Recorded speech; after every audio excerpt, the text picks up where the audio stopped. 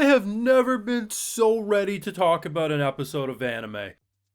My mind was racing and being blown all throughout this episode. I was like, man, okay, the clone stuff is really starting to be interesting, but it can't be a clone, right? They're literally saying in this episode that the moles can't be duplicated, right? Like that's how it works. And all throughout the episode, I'm thinking to myself, okay, we got this thing in the sky. We know you can upload your memories to it. What if she died? Maybe the memories got brought back down. The fact that they start this episode off by confirming, like in our own world, that this walled city has already been destroyed, but somehow it was recreated. I'm telling you, this just gotta be a simulation or something. But the thing is, when you have Mr. Chan or whatever his name was, come to see the snake doctor. He's sitting in front of him. And I knew damn well when I saw those legs, I was like, oh my god, there's two of them. What I was not ready for was for the OG, I assume the OG, or the second one, whatever, to as soon as they walk into Kowloon, he disappeared. And seemingly not just disappeared and will come back, no, like dead, gone for good. My mind is officially blown. I don't know what the grand punchline will be, but now we know that there's multiple of not just our girl, but probably all of them.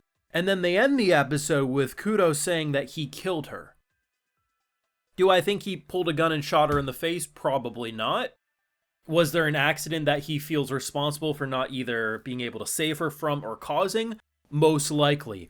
But my mind is racing, and this is the greatest freaking anime of this season. And if you seriously try to convince me otherwise, I refuse to listen. I got full thoughts over on my Patreon. You want to see my full and cut thoughts? Support my work. Full and cut live reactions over on Patreon exclusively. Easily the greatest episode out of the batch. And this is why I think the punchline hits so well. All throughout the episode, I'm pausing, I'm starting to theorize, I'm speculating, right? I'm like, okay, man, this girl, her voice kind of sounds like the OG Reiko, and I'm like, okay, but clearly different VAs listed, but maybe she's presenting her voice sometimes to sound similar to the OG because they're gonna do some bamboozling. Never in a million years did I expect a second character to walk into this walled city that apparently was destroyed once before, and it would seemingly erase the other one. When I hear this old man say, ooh, I haven't been here in a hot minute, just like I remember. We know this entire city is based on nostalgia. And the fact that they're presenting it as they rebuilt it because people yearned for the past. And everything about this show is nostalgia. You have little mysteries about these eye drops were made 3 years ago, but somehow are being presented as a new product. And they're trying to say, oh yeah, that's fine. No, it isn't. No, it isn't. What is going on? I feel like, has anyone played Alan Wake 2? Because in that game, you're getting all these clues, you're piecing together things, you're trying to fit. That's what it feels like right now. I'm connecting the dots, and I don't think I'm going to connect them properly. I have a decent track record for anime only, like anime original shows, where there's no source material. My predictions have come out fairly accurate, a good amount. I ain't got shit on this one, and I love that. I really do. So this thing in the sky, uploading memories. You see, the thing that has me stumped about if this is actually a simulation or not is the fact that, and I don't think it is anymore, mainly because someone from the outside came in. Now, could you argue you left and brought them back in? Maybe. But I'm starting to wonder if in the process of backing up your mind and memories, a cloning thing happened. Or maybe it duplicates you. I don't know. But the fact that this recreation of the city can't have two of them in the same location is interesting. The thing that I'm confused by is the fact that everything is pointing to cloning, right? But they're saying that it can't be cloning if the mole is there, right? That means it can't be. I don't know. I'm actually stumped here. There's so much we got to touch upon next week. The fact that we start the episode off, he's like, hey, do you want to learn shit? And she says no. He's like, okay, are you wondering why I have a spare key to your apartment? And she's like, huh, That's interesting. And then we end the episode with him saying, I killed her. No matter what happens, there's not going to be a complete happy ending. Now, do I expect this to be maximum depression by the end? Probably not. Do I expect some sort of bittersweet? Most likely. Because here's the thing that I've been harping on for a bit, and it's really reinforced this episode.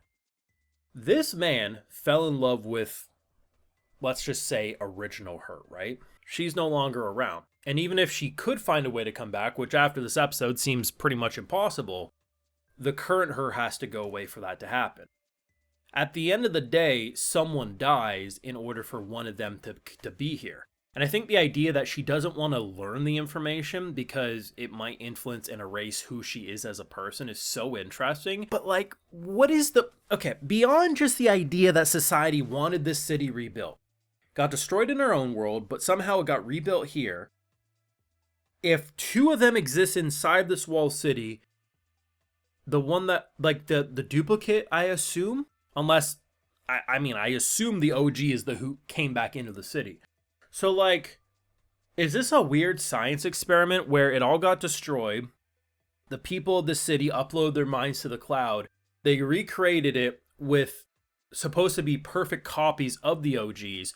But if the OG comes into that city, it erases it because it can only allow... Like, I don't know. This might be legitimately one of the greatest episodes of anime I have seen.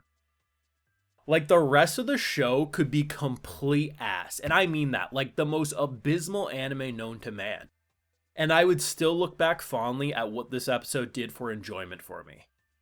The VAs are knocking out of the park. The music, the atmosphere, the art, the directing, the storytelling. It's so fucking good. But I am in complete disbelief.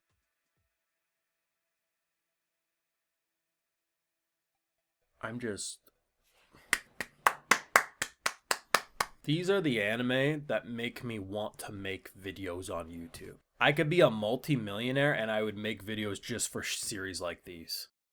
Because they're that good. Does it pain me greatly that this is criminally underwatched? Oh, absolutely. But for the real ones who are actually following this, we know we are witnessing a classic in the making. Thoughts.